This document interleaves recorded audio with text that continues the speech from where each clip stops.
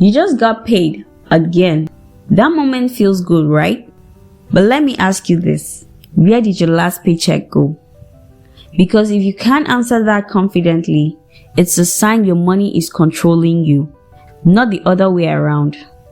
In today's video, I'll show you exactly what you should do every single time you get paid, step by step, so your money doesn't just come and go, but actually grows. These are the same steps I have practiced for years now and seen results from. These steps can turn your salary into wealth, even if you're not earning a lot. So grab your notebook, because if you do these steps consistently, you'll never be broke before the next payday again. Trust me, I know. Hey lovely people, welcome back to Money Lessons with Debbie. On this channel, we'll talk about personal finance and we'll break down money matters that affect our everyday life. Let's get into the video. Here is something you need to understand before we continue. Getting paid doesn't make you financially secure. What you do immediately after you get paid determines everything. Most people repeat the same cycle. Paycheck comes in, they pay bills, they spend, they save whatever is left, which usually means nothing. So what do we do instead? We follow the wealthy people's system. They don't wait to see what's left. They tell their money where to go before it arrives. So let's talk about what to actually do when that paycheck hits your account. Step 1 might surprise you. Don't touch the money immediately. Yes, that's right. That moment your salary hits your account, your brain gets a dopamine hit. It wants to reward you for working hard.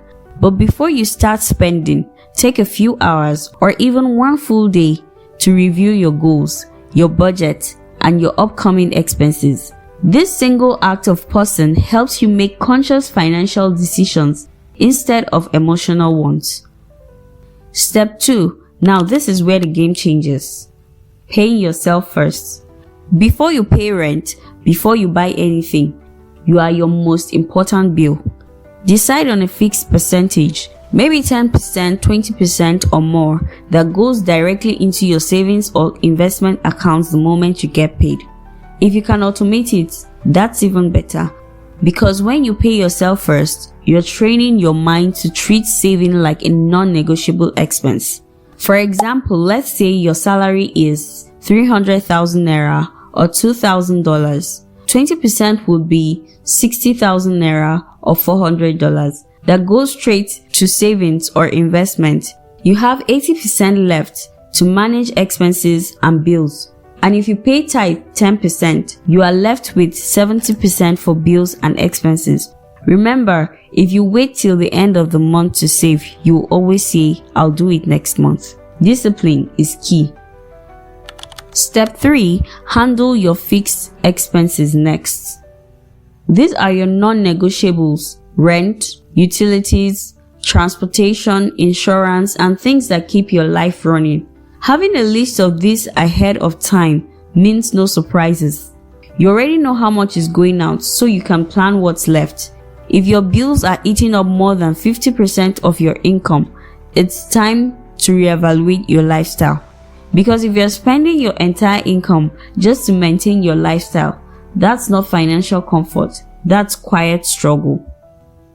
Step 4. Create a spending plan, not a budget. Here's where most people go wrong. They hate budgeting. But what if I told you to think of it as a spending plan instead? Your spending plan tells your money exactly where to go, not just for bills, but for enjoyment, growth, and goals. You can use the 50-30-20 rule or a zero-based budget, depending on what fits your lifestyle. For example, 50% to your needs, 30% to your wants, and 20% to savings and investments. The key here is intentionality. Don't spend randomly. Plan your fun, plan your giving, plan your self-care. Because budgeting isn't about restriction, it's about freedom. Freedom from guilt, freedom from confusion, freedom from wondering, where did my money go? If you want me to do a full breakdown on how to set up a zero-based budget, drop 0 in the comments below. There's also a video on budgeting methods on the channel. The link will be in the description. Step 5. Build an emergency fund. Life happens. Emergencies, health bills, job loss, car repairs. That's why you need an emergency fund. Money that protects your future self. Start small if you need to. 10,000 naira, 50,000 naira, $50, doesn't matter. Your goal is 3 to 6 months of expenses over time. That fund turns chaos into calm because peace of mind is priceless and it's built, not bought. Once you've saved and built stability, the next step is grow your money. That's where investing comes in. Even small amounts does the job. Whether it's mutual funds, ETFs, real estate, or your own business, consistency, doing the right thing always wins. Invest in what you understand and never invest in anything you don't research. Remember, saving protects your money, investing multiplies it. What kind of investments do you want me to break down next? Stocks, mutual funds, or digital assets? Comment below. Step 7. Reward yourself wisely. You've worked hard, it's okay to reward yourself. But do it intentionally. Don't go overboard every payday. Instead, plan small rewards that fit your goals. Maybe that's a dinner out, a movie night, or something you've been saving for. The goal is to strike a balance and not depriving yourself of things that you love.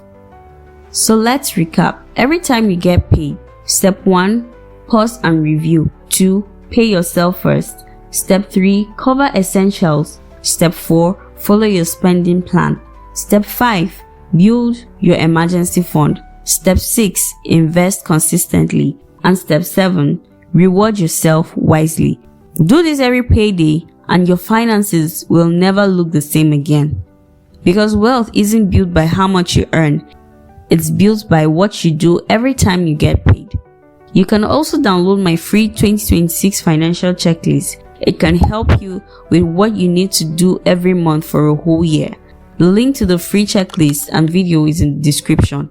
If you found this video helpful, hit that like button and share it with someone who needs this reminder. And in my next video, I'll show you how to build systems to actually achieve your goals that help manage your money and other aspects of your life so you never have to stress again. Subscribe so you don't miss it. Thank you for watching. Until next time, remember, it's not about having more money, it's about making your money work for you.